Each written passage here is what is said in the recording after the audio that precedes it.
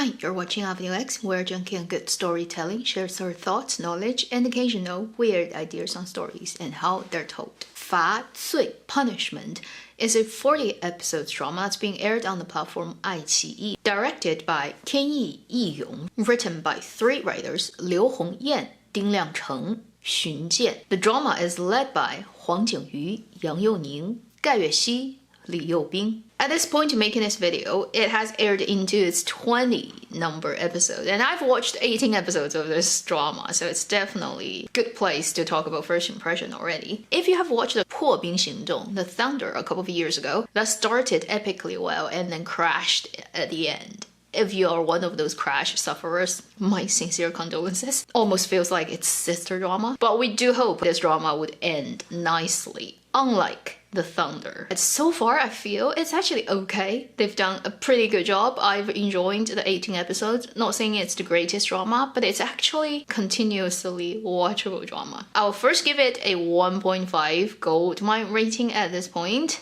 As for the story itself, quickly introducing you to what it is, and then we're gonna talk about, as usual, good and bad. This is focused on a small city story. Fictional, not real, and it's not a tier 1, tier 2 city, it's a really small city. In this city, because of how small it is, there is a very powerful family, the Zhao family, who kind of became a local emperor. Their tentacles stretching to all kinds of industries and businesses and governments. This family has a very powerful father figure, but who's getting old, and he's got 4 sons who are fighting for the power. Each have a very distinctive character and setup. At the beginning of the story, their youngest son comes back to the picture as he was previously living overseas pretty much his whole life, joining in the game of grabbing the power. That's the bad people in this story. And to put down this whole crime group, local mafia, we have the good people, the policemen, as usual, led by Huang Jingyu, Gai Yuexi, and Li Youbing's character. Particularly Huang Jingyu's role is the young policeman whose father was also a policeman and who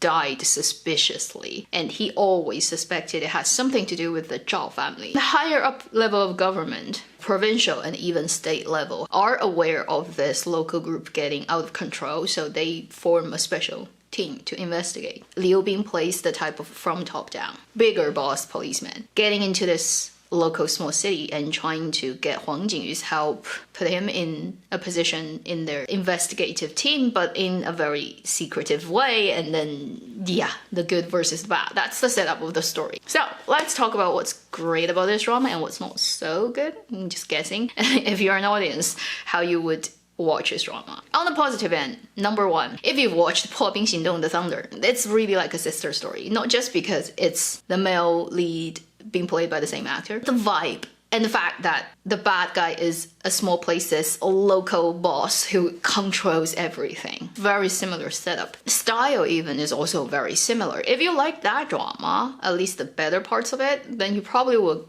like this drama too. I personally wasn't a huge fan of The Thunder, so I didn't watch much of it, but I do know what it's like. During the watch of the 18 episodes of this drama, I find it's pretty palatable. I like the fact that this drama is not really trying to sell on a very high style. Certain dramas really like to push the level of stylish things, whether it's the characterization, camera language, filled with male hormone, gritty, dirty-ish crime drama. Personally, that's not my thing. This drama doesn't really sell on that. It has a relatively realistic way of looking at policeman, bad guy, everybody. There's no intentionally super heightened element of drama, although there are a couple of characters that are definitely acted in a way that's standing out a little bit too much. Everybody else look like normal people. So if you compare to last year's crime crackdown drama, I think style-wise, this drama is more muted. Production quality-wise, everything is pretty acceptable. It's all, I think, original recording, or at least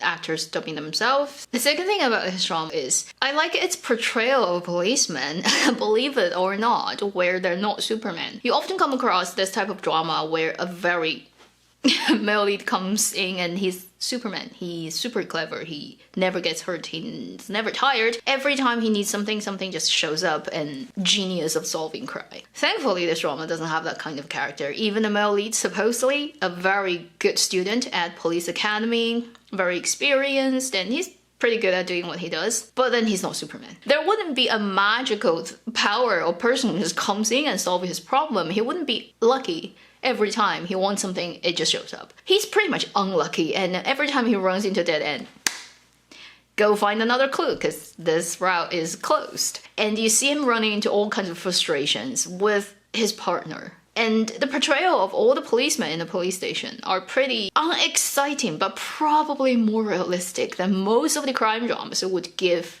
you the impression of our leading teams are all geniuses. And I appreciate that kind of portrayal of policemen. It just makes it more believable. The third thing about this drama is, although, like I said, it has one character particularly theatrical, and when you watch it, you'll know, he doesn't actually destroy the overall more realistic vibe of this drama. This drama has this weird balance of, although sometimes certain things are super highly stylized, and I think it's for drama's storytelling perspective, they want to add a little bit of that, but they managed to not overdo that. For example, the crime boss having this weird altar place that you were not going to see until very late in this drama, and it shows you the visual representation of how many tentacles he has and then how many people he has under control in that altar kind of place. They don't show that every episode. It just like show you a little bit and then it goes away. It also has that big meeting table of all the bad guys of this family in this place. That's just so... But then they managed to play it in a way that it doesn't feel off-putting. And then also they don't emphasize on that. Then there's another thing I really didn't expect I'd appreciate that much is Yang Youning. Again, this year is the year for me to discover certain actors are actually not bad if you give them the right roles to play. Last year, 天龙八部, the new one, okay, Yang Youning plays Chao Feng and kind of... That drama is so you can't blame a specific actor for it to fail. It kind of like the drama itself fails. And Yang Youning has been playing a couple of roles in recent years in Dramaland that gets a lot of criticism, such as his role in the Zhang Ziyi period drama. That I remember the days when I said bad things about the drama and people attacked me, but it's fine. I still stand by that. Is that drama is and his character, oh my god, is a disaster. Then even when he plays a more rough character like in 天龙八部, by setting much more rough than a prince, he still doesn't quite like fit into the whole story. Then in this drama, you're just like, now when he plays a role that just goes with his aura, it goes with his style, goes with what Yang Youning comes across. This guy's getting in front of camera in contemporary clothing. He just stand there, doesn't do anything. The camera is on him. He's just like looking at things like blank. He would feel more like this type of role than the period dramas that just doesn't fit him. This drama gives him the perfect role. The moment he shows up in the drama where he's on the plane and coming back from Australia to China, just like the vibe of this person's, right, this is Yang Youning. In playing this elite person, got good education, so many layers, and he has so many things going on that you just like, you can't tell, but he's very dangerous for sure, but he doesn't show it. Good mannered, clever, intelligent, even like knows how to dress himself, his style is impeccable, like all that, but is actually a crime boss. This is his role. I previously just never find him attractive or like charismatic as an actor in anything I've watched him in. But this one, Yang Youning, is the reason I'm continuing watching this drama. It's actually not Huang Jingyu, it's Yang Youning. I just want to see how he's gonna play this really interesting crime boss role. I really want a golden good drama moment between him, Huang Jingyu. I think it definitely will have at least one or two in the future episodes between these two characters. It's how it's being set up. I just feel that it has to be. Don't crash, okay? I just pray this drama don't crash, not like the thunder. Just stay till the end, being good, and it would be a worth watching drama, although it's 40 episodes. Good things aside, now what's not so ideal about this drama, and then what may put you off, I'm just guessing. Number one, I kind of already mentioned, because it's more on the realistic side of police working day in, day out. A lot of mundane things, they're trying to figure out something, they head into dead end. The type of exciting things, page turner, adrenaline rush, all that is not that present in the drama. that may not be your thing. You may actually want a more highly stylized and not so realistic and just for the fun and entertainment crime drama. If that's the case, you may find this drama a little bit too boring and daily, and then you start to lose interest. The next thing about this drama is because it's not such a page-turner thing, you probably really need to hook on one character or one actor that you really want to watch to sustain you through this drama. If you don't have anybody that you are interested in, Huang Jingyu or Gao Yuexi or Yang Youning, they're the most screen time characters in this drama. If you don't have any special sort of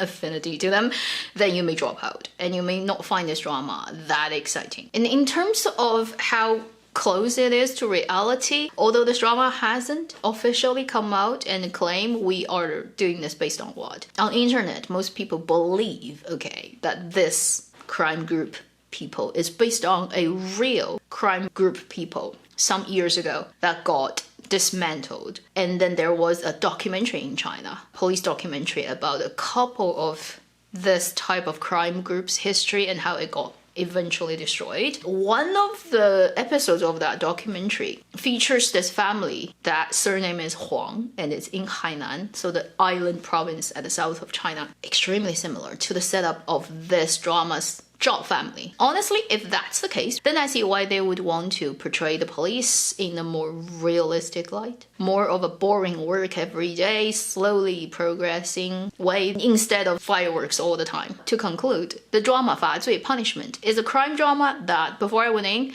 didn't expect I could actually watch through the 18 episodes and not drop out. It's not the type of drama I like, but I actually managed to watch it, and I really want to find out what happens later. And let's all pray, if you happen to have watched Thunder 破冰行动 before, let's pray the fate of that drama doesn't really occur on this drama. Just give me a couple of epic showdown moments between the bad and good and I'd be happy. Thank you for watching. Up next, I'll see you in my next video. Meanwhile, live long and happy drama watching.